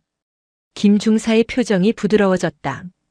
그녀는 훈련병을 아무도 없는 옆방으로 데려갔다. 그곳은 과거의 그늘진 건조장이 아닌 시스템이 지켜보는 밝은 상담실이었다. 김민지 중사는 자신의 수첩과 녹음기를 꺼내들었다. 괜찮아. 다 말해. 내가 듣고 있으니까. 그녀는 더 이상 도망치던 피해자가 아니었다. 그녀는 누군가의 절박한 목소리를 듣고 그들을 지키기 위해 싸우는 가장 강인한 군인이 되어 있었다.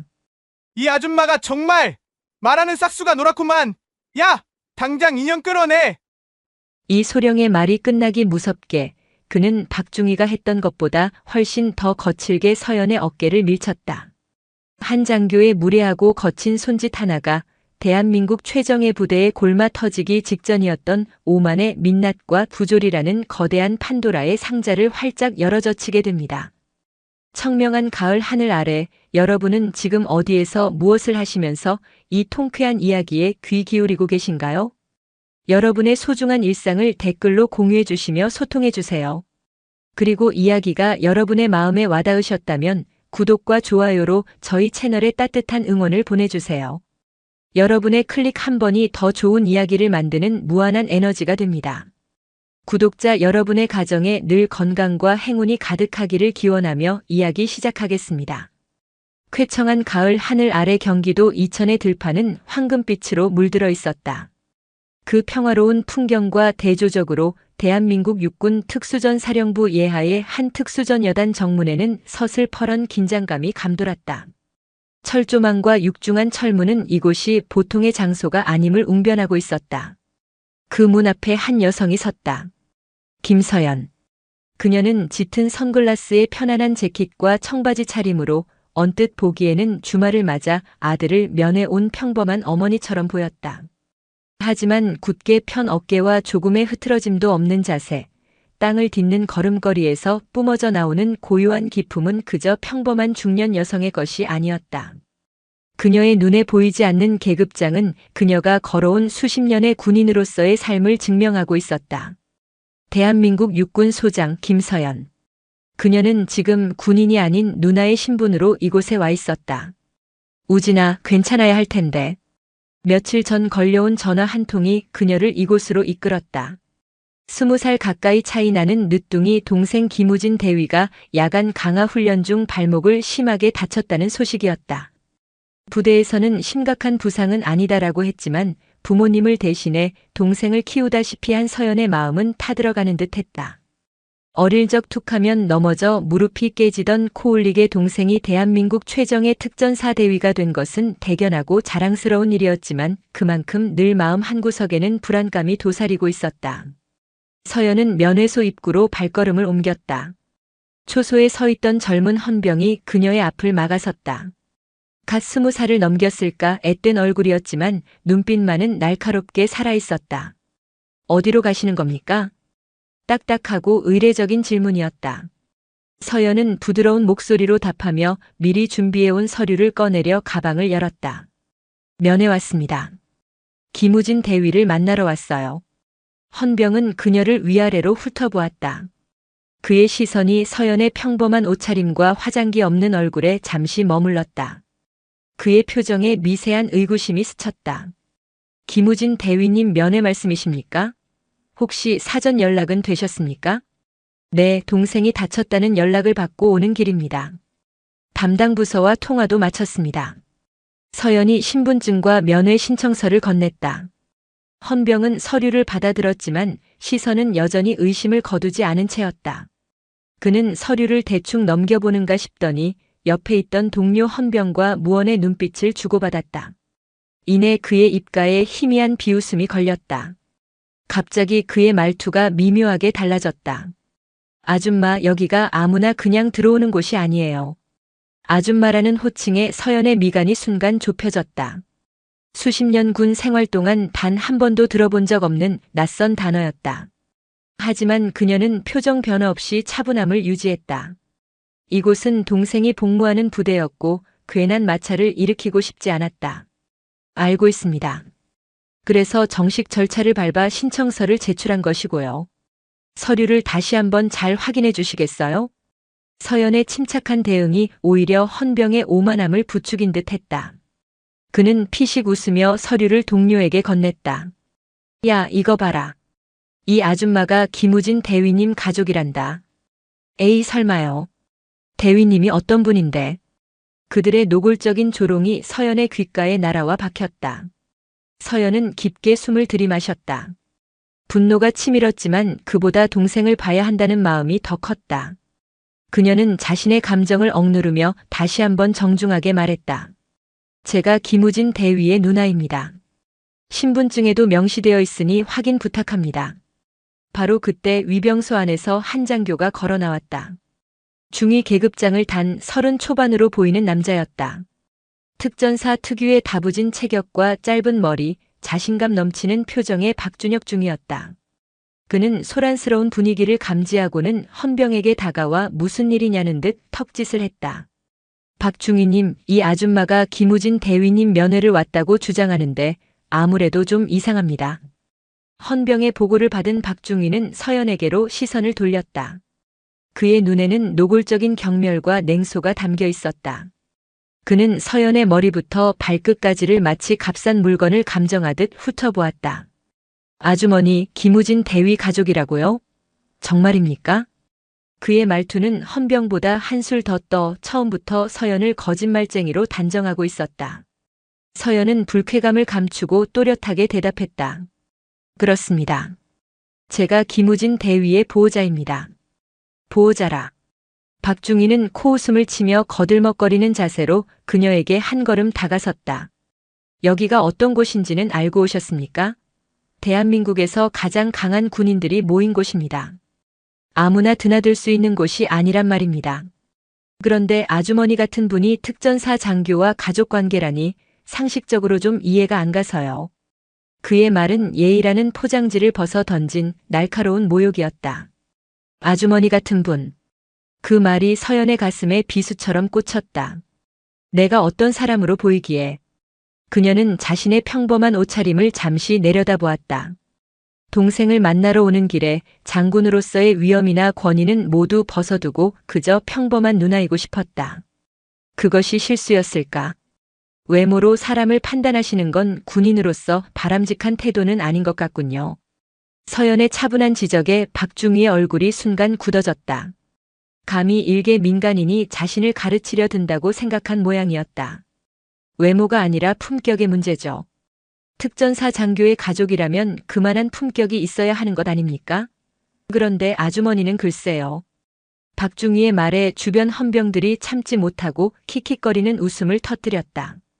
그 순간 서연의 눈빛이 싸늘하게 식었다. 그녀는 더 이상 참을 필요가 없다고 판단했다. 하지만 목소리는 여전히 강철처럼 차분했다. 그만한 품격이 어떤 것인지 한번 설명해 보시겠습니까, 중위. 서연의 입에서 중위라는 정확한 계급 호칭이 나오자 박중희는 잠시 주춤했다. 하지만 이내 더 큰 오만함으로 자신의 당황을 감추었다. 그는 한 걸음 더 다가서더니 서연의 어깨를 손가락으로 툭 밀쳤다. 저기요. 그냥 돌아가세요. 여기는 아주머니가 구경이나 하러 올 곳이 아닙니다. 순간적인 충격에 서연의 몸이 살짝 뒤로 밀렸다. 하지만 그녀는 하체에 단단히 힘을 주고 중심을 잡았다. 오랜 세월 단련된 몸은 반사적으로 균형을 유지했다. 그녀의 눈빛이 선글라스 너머에서 번뜩였다. 내 몸에 손대지 마시오. 명령조의 단호한 어조. 목소리는 낮았지만 그 안에 담긴 위압감은 박중희의 오만한 기세를 순간적으로 얼어붙게 만들었다. 박중희는 자신의 손이 밀쳐진 것도 아닌데 마치 전기에 감전된 듯한 느낌에 저도 모르게 손을 거뒀다. 그러나 곧바로 자존심이 상한 듯 얼굴을 붉혔다. 뭐라고? 지금 군인한테 명령하는 거야? 아줌마가 뭔데? 박중희가 다시 그녀를 밀치기 위해 손을 뻗는 순간 서연은 번개처럼 그의 손목을 낚아챘다. 엄청난 속도와 정확성이었다. 악! 박중희의 입에서 짧은 비명이 터져 나왔다. 서연의 소나귀는 가늘었지만 마치 강철 클램프로 조이는 듯한 엄청난 악력이 느껴졌다. 그는 손목을 비틀어 빼내려 했지만 꿈쩍도 하지 않았다. 오히려 움직이려 할수록 뼈마디가 으스러지는 듯한 고통이 밀려왔다. 군인은 민간인을 보호해야 할 의무가 있지 함부로 위력을 행사하라고 있는 존재가 아닐 텐데. 서연이 조용히 말하며 그의 손목을 놓아주었다. 박중희는 비틀거리며 두어 걸음 물러나 고통스럽게 손목을 어루만졌다. 그의 얼굴은 당황과 분노 그리고 약간의 공포로 뒤섞여 있었다. 주변의 헌병들 역시 눈앞의 상황을 믿을 수 없다는 듯 입을 벌리고 있었다. 저 가냘픈 여인의 어디에서 저런 힘이 나온단 말인가. 지금 군시설 내에서 장교에게 폭력을 행사하다니. 당장 경비대에 넘겨야겠어. 박중희가 창피함을 감추기 위해 목소리를 높였다. 서연은 천천히 선글라스를 벗었다. 가을 햇살 아래 드러난 그녀의 맨얼굴은 평범했지만 그 눈빛만은 비범했다. 수많은 세월의 연륜과 강인한 의지, 그리고 모든 것을 꿰뚫어 보는 듯한 날카로운 통찰력이 담긴 눈이었다. 폭력이라. 내가 먼저 위협을 가했습니까? 아니면 중희가 먼저 내 몸에 손을 댔습니까? 신고하고 싶으면 얼마든지 하세요. 누가 더 곤란해질지는 지켜보면 알게 되겠지. 그녀의 목소리에는 조금의 흔들림도 없었다. 오히려 모든 상황을 지배하는 듯한 여유마저 느껴졌다. 박중희는 그 기세에 눌려 아무 말도 하지 못했다. 그때 위병소 너머에서 더 높은 계급의 장교가 나타났다. 소령 계급장을 단 40줄의 이태영 소령이었다. 그는 부대 내에서 강압적이고 권위적이기로 소문난 인물이었다. 무슨 소란이야? 이태영 소령의 호통에 박준혁 중위는 마치 구원자라도 만난 듯 달려가 상황을 보고했다. 그의 설명에는 서연이 먼저 폭력을 휘두른 것처럼 교묘한 과장이 섞여 있었다. 이 소령은 보고를 듣는 내내 서연을 탐탁지 않은 눈으로 훑어보았다. 그러니까 저 아주머니가 특전사 가족이라고 사칭하면서 소란을 피우고 있다는 건가? 그렇습니다. 심지어 군 장교에게 폭력까지 행사했습니다. 이 소령은 콧방귀를 뀌며 서연에게 다가왔다. 그는 박중희보다 더 노골적으로 그녀의 행색을 비웃었다. 아주머니, 어딜 감히 신성한 군부대에서 행패야. 특전사가 뭔지는 알고 나오셨나? 서연은 이태영 소령을 조용히 응시했다. 계급이 더 높을 뿐 박중희와 똑같은 오만함으로 가득 찬 눈빛이었다. 소령, 특전사의 정신이 무엇이라고 생각하시오? 갑작스러운 서연의 반문에 이 소령은 잠시 당황했지만 이내 거만한 표정으로 답했다. 부국 강병 멸사봉공. 그딴 건 인터넷만 찾아봐도 다 나옵니다. 그런 걸 외워와서 가족 행세라도 하려는 모양인데. 우리 특전사는 아주머니 같은 일반인과는 격이 다릅니다. 서연의 입가에 씁쓸한 미소가 번졌다. 일반인 격이 다르다. 그들이 내뱉는 말들은 군이 국민과 얼마나 멀어져 있는지를 보여주는 듯 했다. 군은 국민을 지키기 위해 존재하는 것이지 국민 위에 군림하기 위해 존재하는 것이 아니었다. 겉모습만 보고 사람을 재단하는 것이 바로 당신들의 격인가 보군요. 서연의 냉정한 지적에 이 소령의 얼굴이 시뻘게 달아올랐다. 그는 자신의 권위가 바닥에 떨어진 것 같은 모욕감을 느꼈다. 이 아줌마가 정말 말하는 싹수가 노랗구만. 야, 당장 인연 끌어내. 이 소령의 말이 끝나기 무섭게 그는 박중희가 했던 것보다 훨씬 더 거칠게 서연의 어깨를 밀쳤다. 시간 낭비 말고 집에 가서 밥이나 하시오. 여긴 당신이 올 곳이 아니니까. 서연의 몸이 휘청하며 뒤로 밀려났다. 하지만 이번에도 그녀는 넘어지지 않았다. 오히려 밀려난 반동을 이용해 몸을 회전하며 순식간에 이소령의 손목을 꺾어 뒤로 비틀었다. 아! 박중희 때와는 비교도 할 수 없는 극심한 고통에 이소령이 비명을 질렀다. 서연은 그가 저항할 틈도 주지 않고 그의 팔을 완전히 제압했다. 그녀의 동작은 군더더기 없이 간결하고 치명적이었다. 그것은 단순한 힘이 아니라 수십 년간 몸에 익힌 특수 무술의 정수였다.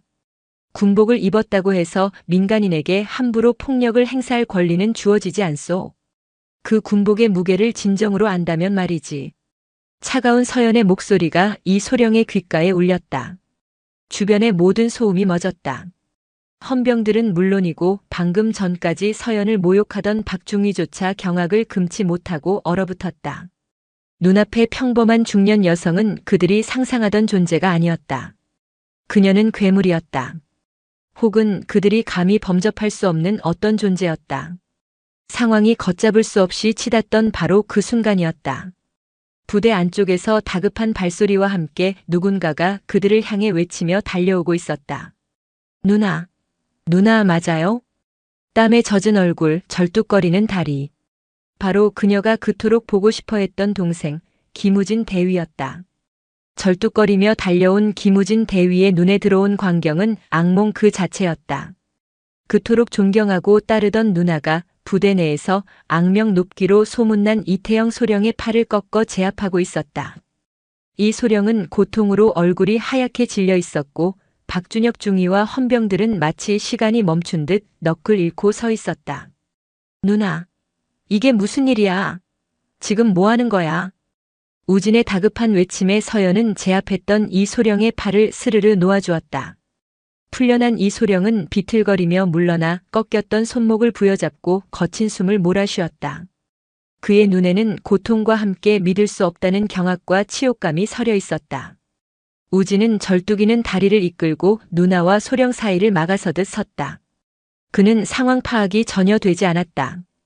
그저 평생 누구에게 싫은 소리 한 번 못하고 살아온 바보처럼 착하기만 한 자신의 누나가 군 장교에게, 그것도 소령에게 손찌검을 했다는 사실이 믿기지 않았다. 소령님 괜찮으십니까? 정말 죄송합니다. 저희 누나가 무슨 큰 실수를 한 모양입니다. 제가 대신 사과드리겠습니다. 우진은 이 소령에게 허리를 90도로 숙이며 필사적으로 사과했다. 어떻게든 이 상황을 수습해야 했다. 누나가 군부대에서 장교를 폭행한 죄로 연행되는 끔찍한 상상이 그의 머리를 스쳤다. 그러나 이 소령은 아무 대답도 하지 못했다. 그는 그저 충격받은 눈으로 서연을 쏘아볼 뿐이었다. 그의 머릿속은 저 여자의 정체는 대체 무엇인가라는 물음으로 가득 차 있었다. 우진은 다시 서연을 돌아보았다. 누나, 대체 왜 그랬어? 무슨 일인데 그래? 어서 소령님께 사과드려. 그는 안타까움과 원망이 뒤섞인 목소리로 누나를 다그쳤다. 그러나 서연의 표정은 조금의 동요도 없이 강철처럼 차가웠다. 그녀는 동생의 다급한 애원을 외면한 채 아직도 상황 파악을 못하고 있는 이태영 소령과 박준혁 중위를 향해 나직이 말했다. 사과를 해야 할 사람은 내가 아닌 것 같은데. 그 말에 우진은 기가 막혔다. 누나, 제발. 여긴 군대야. 누나가 생각하는 그런 곳이 아니라고. 그래, 군대지. 서연이 동생의 말을 받았다. 그녀는 우진의 어깨를 부드럽게 감싸 뒤로 물렸다. 그리고 다시 두 장교를 향해 섰다. 군대이기에 더욱 그래서는 안 되는 것이고 군인이기에 더욱 지켜야 할 것이 있는 법이다. 당신들은 오늘 군복을 입고 군인의 명예를 더럽혔다. 그녀의 목소리는 조용했지만 그 안에 실린 무게감은 위병소 주변의 공기를 짓누르는 듯 했다. 박준혁 중위는 저도 모르게 마른 침을 삼켰다. 이태영 소령은 치욕감에 얼굴을 붉히며 소리치려 했지만 아까 손목에서 느꼈던 압도적인 힘의 공포가 그의 목소리를 앗아갔다. 우진은 이 모든 상황이 비현실적이었다. 누나가 왜 저러는지, 저 장교들은 왜 아무 말도 못하는지 도무지 이해할 수 없었다. 그는 어떻게든 누나를 이곳에서 데리고 나가야겠다고 생각했다. 소령님, 중위님, 다시 한번 정말 죄송합니다. 저희 누나가 민간인이라 군대의 규율이나 질서를 잘 몰라서 잠시 이성을 잃은 모양입니다. 너그럽게 용서해 주십시오. 우진의 민간인이라는 단어가 결정적인 한방아쇠가 되었다. 그 말을 듣는 순간 서연의 눈빛이 한순간 깊고 서늘하게 가라앉았다. 그녀는 더 이상 이 무례하고 어리석은 연극을 계속할 필요가 없다고 결론 내렸다. 우진아. 서연이 나직이 동생을 불렀다. 이분들이 나를 이렇게 대한 건 내가 민간인이라서가 아니야. 그저 자신들보다 약하고 보잘것없어 보였기 때문이다. 군인이 국민을 대하는 태도가 이래서는 안 된다는 걸 오늘 확실히 가르쳐 줘야겠다. 말을 마친 서연은 천천히 자신의 재킷 안주머니로 손을 가져갔다. 그 느리고 절제된 움직임에 모두의 시선이 집중되었다. 그녀의 손에 들려 나온 것은 짙은 갈색 가죽으로 된 낡았지만 기품 있는 신분증 케이스였다. 이태영 소령과 박준혁 중위는 직감했다. 저 안에 자신들의 운명을 뒤바꿔 놓을 무언가가 들어있다는 것을. 서연은 케이스를 열어젖혔다. 찰칵하는 작은 소리와 함께 가을 햇살이 케이스 안의 금속 문양에 반사되어 눈부시게 빛났다. 내 신분을 확인하고 싶다고 했지. 서연이 케이스를 이태영 소령의 눈앞에 들어보였다. 똑똑히 확인하시오.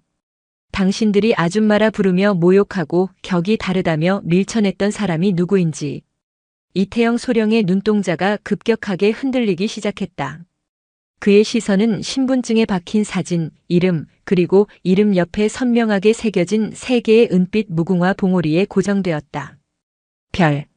그것은 하늘의 별보다 따기 어렵다는 군인의 꿈이자 선망의 상징이었다. 그런데 하나도 아니고 셋이었다. 대한민국 육군 소장 김서연. 소소. 이태영 소령의 입술이 경련하듯 떨렸다. 소장이라는 단어가 목구멍에 걸려 제대로 나오지 않았다. 그의 뇌는 눈앞의 정보를 받아들이기를 거부했다. 평범한 옷차림의 중년 여성. 아줌마.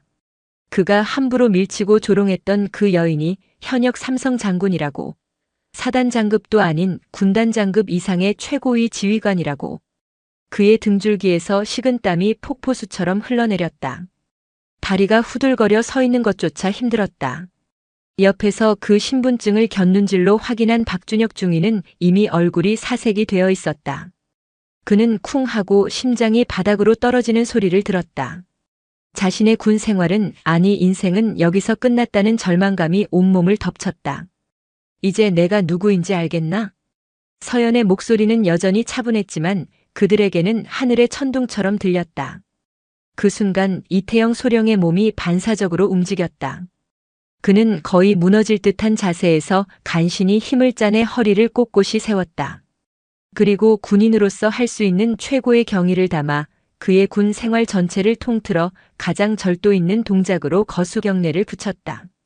충, 성, 소 소장님, 미처 몰라 배웠습니다. 그의 목소리는 공포에 질려 심하게 갈라져 나왔다. 그의 경례를 신호탄으로 박준혁 중위와 너클 잃고 있던 헌병들까지 일제히 경례를 했다. 위병소 앞은 방금 전의 소란과 조롱은 온데간데 없이 살얼음판 같은 정적과 공포만이 감돌았다. 가장 큰 충격을 받은 것은 김우진 대위였다. 그는 자신의 눈앞에서 벌어지는 광경을 도저히 이해할 수 없었다. 소장님, 자신의 누나가 늘 자상하고 때로는 잔소리꾼이었던 평범한 누나가 저 오만불손한 소령과 중위를 단 한마디 말과 신분증 하나로 벌벌 떨게 만드는 삼성 장군이라고.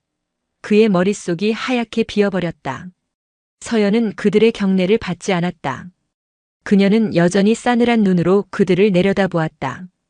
몰랐다고 했나? 신청 서류에 내 이름과 주민등록번호가 버젓이 적혀 있었을 텐데. 확인도 하지 않은 건가? 아니면 확인하고도 무시한 건가? 죄송합니다. 저희가 미처 확인을. 그럼 계급이 낮거나 신분이 불분명한 국민은 그렇게 함부로 대해도 된다는 것이 자네들의 방식인가? 그것이 당신들이 말하는 특전사의 격이고 정신인가? 서연의 질책은 날카로운 칼날이 되어 그들의 심장을 후벼 팠다. 아무도 대답하지 못했다. 아니, 할 수 없었다. 그들의 오만과 편견이 불러온 재앙 앞에서 그들은 그저 죄인일 뿐이었다. 바로 그때 위병소 안쪽에서 또 다른 인물이 황급히 달려나왔다. 이 부대의 지휘관인 최민호 중령이었다. 위병소의 소란을 보고받고 상황을 파악하러 나온 길이었다. 아니, 여기서 무슨 소란인가? 이소령, 박중희, 자네들 지금. 최중령은 말을 잇지 못했다. 부대에서 가장 기세등등하던 이태영 소령과 박준혁 중위가 처음 보는 중년 여성 앞에서 사색이 되어 경례를 붙이고 있는 기괴한 광경 때문이었다. 그는 상황을 파악하기 위해 김우진 대위에게 시선을 돌렸다. 김 대위, 이게 다 무슨 일인가? 이분은 누구시고? 우진이 뭐라고 대답하기도 전에 최중령의 시선이 서연의 손에 들린 신분증 케이스에 닿았다. 그는 특전사 부대장으로서 수많은 고위 장성들을 접해왔다. 한눈에 그것이 장군의 신분증임을 알아보았다. 그의 심장이 덜컥 내려앉았다. 그는 황급히 서연에게 다가갔다. 그리고 신분증을 확인하는 순간 그의 얼굴에서 핏기가 완전히 가셨다. 소 소장님. 최민호 중령의 등이 반사적으로 꼿꼿하게 펴졌다. 그의 오른손은 마치 용수철처럼 튀어올라 관자놀이에 붙었다. 소장님, 여단장 최민호 중령입니다. 부대 관리에 소홀함이 있었습니다. 처분해 주십시오. 부대 전체를 책임지는 여단장의 입에서 나온 처분이라는 단어는 이태영 소령과 박준혁 중위에게 사형 선고나 다름없었다.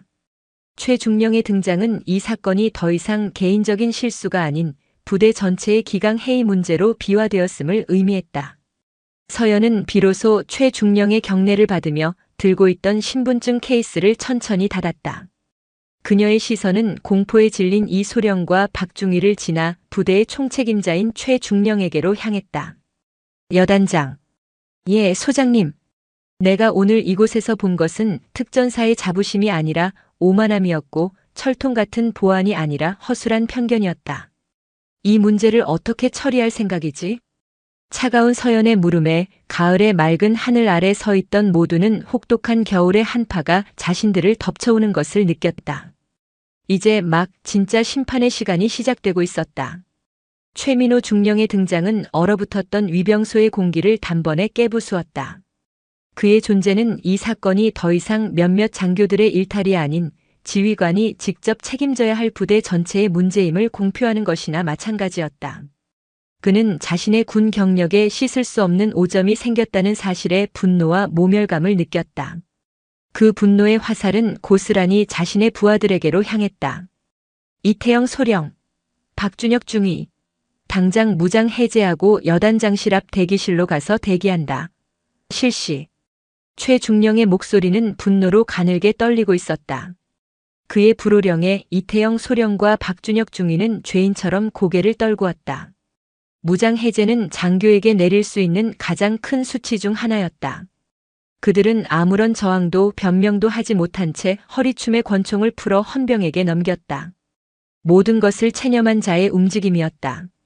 그러나 두 사람이 발걸음을 옮기려던 그 순간 그들을 제지하는 목소리가 들렸다.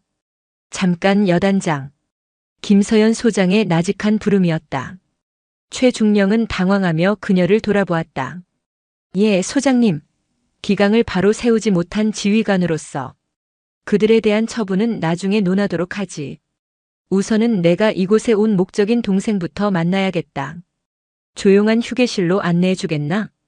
서연은 마치 방금 전에 험악했던 상황은 다 잊었다는 듯 담담하고 차분한 목소리로 말했다. 그녀의 태도에 최중령은 물론 이소령과 박중희, 심지어 김우진 대위조차 놀라움을 금치 못했다. 방금 전 자신을 모욕하고 폭행하려 한 이들을 눈앞에 두고도 그녀는 사적인 감정보다 공적인 절차와 원래의 목적을 우선시하고 있었다.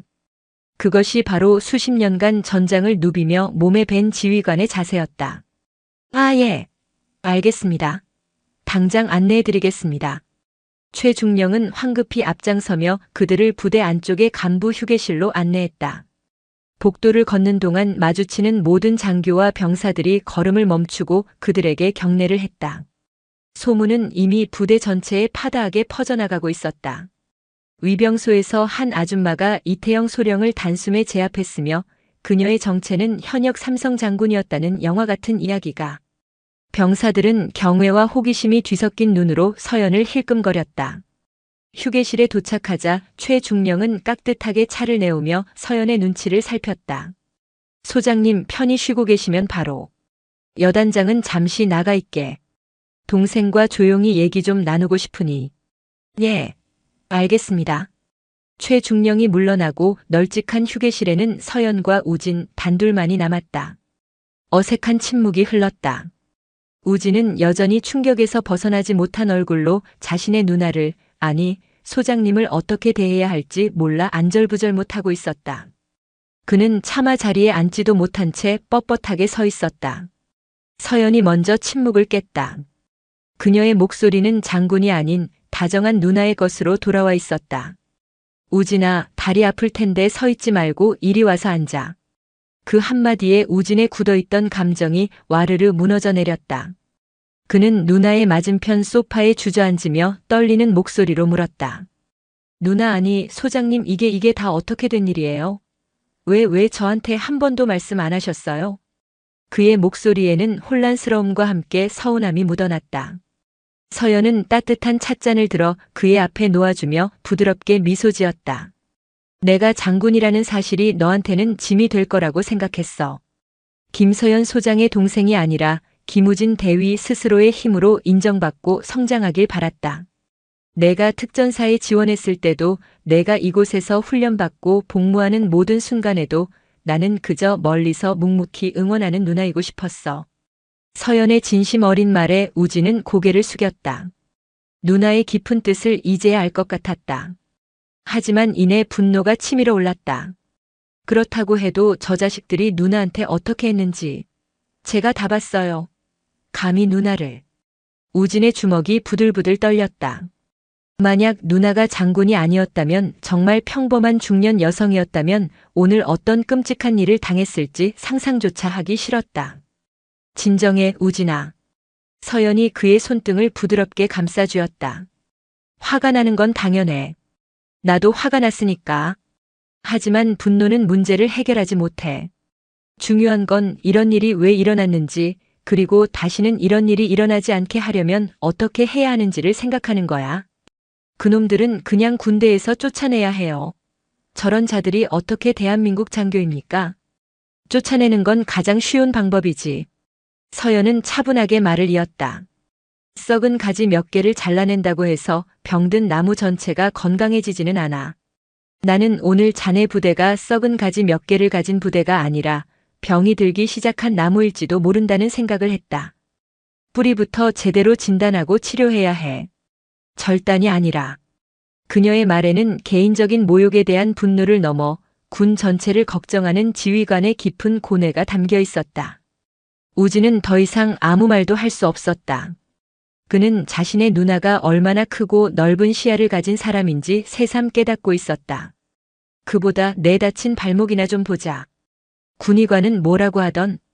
서연은 화제를 돌려 우진의 발목을 살폈다. 우진은 얼떨결에 자신의 발목 상태를 설명하면서도 마음속으로는 거대한 폭풍이 휩쓸고 지나간 듯한 먹먹함을 느꼈다. 얼마 후 휴게실 밖에서 대기하고 있던 최민호 중령이 조심스럽게 안으로 들어왔다. 그는 서연과 우진 앞에 서서 깊이 고개를 숙였다. 소장님, 잠시 드릴 말씀이 있습니다. 서연은 우진의 어깨를 두드려주고는 자리에서 일어나 최중령을 마주했다. 여단장실로 가지. 여단장실의 무거운 공기는 최중령의 심정을 대변하는 듯 했다. 그는 자신의 지휘관 책상에 서서 맞은편 소파에 앉은 서연을 감히 쳐다보지도 못했다. 소장님, 이번 사태에 대한 모든 책임은 부대 관리를 소홀히 한 저에게 있습니다. 이태영 소령과 박준혁 중위는 군인 복무규율 위반, 직권남용, 그리고 상관 모욕 미수 등 적용 가능한 모든 규정을 엄격히 적용하여 즉시 보직 해임하고 징계위원회에 회부하겠습니다. 무리를 일으킨 위병소 근무자들 역시. 됐네. 서연이 그의 말을 잘랐다. 최중령은 긴장된 얼굴로 그녀를 바라보았다. 내가 원하는 건 몇몇 장교들의 군복을 벗기는 게 아니야. 여단장. 예, 소장님. 나는 자네 부대원들의 정신에 박힌 오만한 특권 의식을 벗겨내고 싶다. 군인이 입는 군복은 국민 위에 군림하라는 갑옷이 아니라 국민을 위해 희생하라는 수의임을 나는 그들이 깨닫길 바라네. 서연의 말 한마디 한마디는 최중령의 가슴에 무겁게 내려앉았다. 소장님, 원하시는 바를 말씀해 주십시오. 무엇이든 즉각 조치하겠습니다. 징계는 여단장의 권한에 맡기겠네. 최소한의 책임을 묻되 그들이 군복을 벗는 일은 없도록 하게. 대신 그 두 장교가 직접 교관이 되어 국민을 대하는 군인의 자세에 대한 특별 교육 프로그램을 만들어 부대 전체에 실시하도록. 자신들의 과오를 스스로 반성하고 그 경험을 바탕으로 후배들을 가르치게 하는 것. 그것이 내가 생각하는 가장 효과적인 치료법이다. 최중령은 서연의 제안에 큰 충격을 받았다. 그는 당연히 관련자 전원을 일벌백계 하여 군기를 바로잡으라는 명령이 내려올 것이라 예상했다. 그러나 서연은 처벌과 보복이 아닌 교육과 성찰을 통한 근본적인 변화를 요구하고 있었다. 그는 진정한 리더의 품격이 무엇인지 온몸으로 느끼고 있었다. 그리고 면회객 응대 매뉴얼을 전면 재검토하게. 신분이나 행색으로 사람을 판단하는 일이 없도록 모든 절차를 원칙에 맞게, 그러나 따뜻한 마음으로 대할 수 있도록 시스템을 뜯어고치란 말이다. 알겠습니다, 소장님. 소장님의 깊은 뜻 반드시 받들어 부대를 쇄신하겠습니다. 최중령은 진심에서 우러나온 존경심을 담아 거수 경례를 했다. 그의 눈에는 이 부대를 바꿀 수 있다는 희망의 빛이 감돌고 있었다. 한편 여단장실 밖 대기실에 앉아있던 이태영 소령과 박준혁 중위는 죽음의 시간을 보내고 있었다. 그들의 머릿속은 온갖 최악의 시나리오로 가득했다. 불명예 전역, 군사재판, 남은 인생을 죄인으로 살아가야 할지도 모른다는 공포가 그들을 짓눌렀다. 끝났어. 박준혁 중위가 망연자실한 목소리로 중얼거렸다. 이태영 소령은 아무 대답도 하지 않았다. 그는 자신의 어리석었던 행동, 오만했던 말들을 곱씹으며 지독한 후회에 몸을 떨고 있었다. 바로 그때 여단장실 문이 열리고 최민호 중령이 나왔다. 두 사람은 반사적으로 자리에서 벌떡 일어났다. 최 중령은 이전과는 다른 복잡하고 무거운 눈빛으로 그들을 바라보았다. 그리고 잠시의 침묵 끝에 입을 열었다. 자네들 군복 벗을 각오는 되어 있겠지. 그 한마디에 두 사람의 얼굴이 하얗게 질렸다. 그러나 이어지는 최 중령의 말은 그들이 전혀 예상하지 못했던 것이었다. 최민호 중령의 말은 사형 선고와도 같았다. 이태영 소령과 박준혁 중위는 모든 것을 체념한 채 이어질 해임 명령을 기다렸다. 그러나 최 중령의 입에서 나온 말은 그들의 예상을 완전히 빗나가는 것이었다. 하지만 소장님께서 자네들에게 마지막 기회를 주셨다. 최 중령은 착잡한 표정으로 말을 이었다.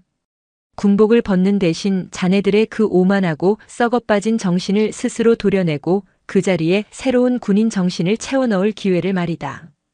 두 사람의 눈이 의문으로 가득 찼다. 기회라니. 대체 무슨 의미인가?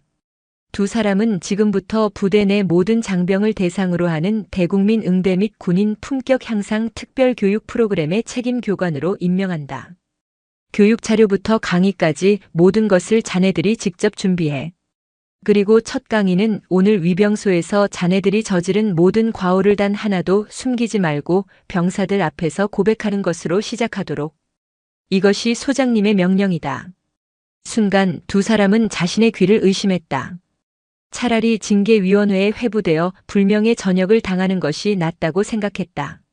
매일 매순간 자신의 가장 치욕스러운 잘못을 곱씹고 그것을 부하들 앞에서 가르치라는 명령.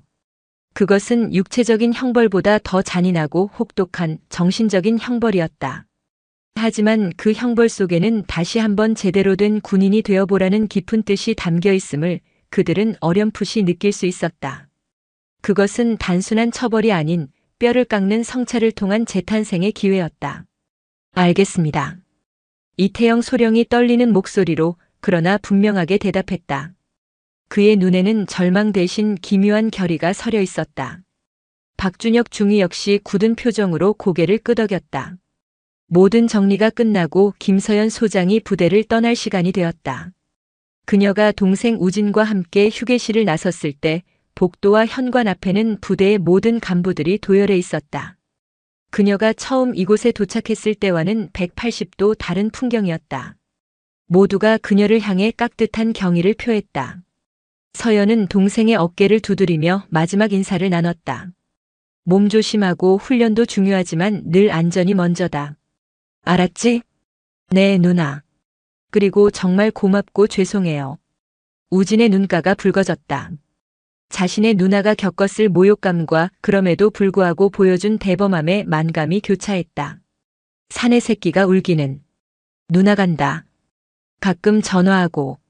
서연은 씩씩하게 웃으며 동생의 등을 한번 툭 쳐주고는 최민호 중령이 열어주는 차량 뒷좌석에 올랐다. 차가 천천히 정문을 향해 움직이기 시작했다. 도열한 간부들이 일제히 거수 경례를 했다. 그 대열의 가장 끝 위병소 옆에는 이태영 소령과 박준혁 중위가 서 있었다. 차가 그들 앞을 지나는 순간 두 사람은 그들의 군 생활을 통틀어 가장 진심이 담긴 경례를 올렸다. 그들의 눈빛에는 더 이상 오만함이나 비굴함이 없었다. 깊은 반성과 함께 새로운 시작에 대한 무거운 책임감이 담겨 있었다. 차창 너머로 그 모습을 본 서연의 입가에 누구도 모를 희미한 미소가 잠시 스쳐 지나갔다. 3개월 후 특수전여단 대강당. 강단에는 이태영 소령이 서 있었다. 그의 앞에는 갓 부임한 신임 하사들과 장교들이 굳은 표정으로 앉아 있었다. 그는 마이크를 잡고 잠시 숨을 골랐다. 여러분, 저는 오늘 제 군 생활에서 가장 부끄럽고 치욕스러웠던 이야기를 하려고 합니다. 지금부터 제가 하는 이야기는 꾸며낸 것이 아닌 불과 석 달 전 바로 이곳에서 제가 직접 겪은 실화입니다. 그는 담담하게 그날의 일을 이야기하기 시작했다. 한 중년 여성을 아줌마라고 부르며 무시했던 일, 그녀의 외양만 보고 함부로 판단했던 자신의 오만함, 그리고 그녀가 현역 삼성 장군이었음을 알게 되었을 때 느꼈던 공포와 절망까지.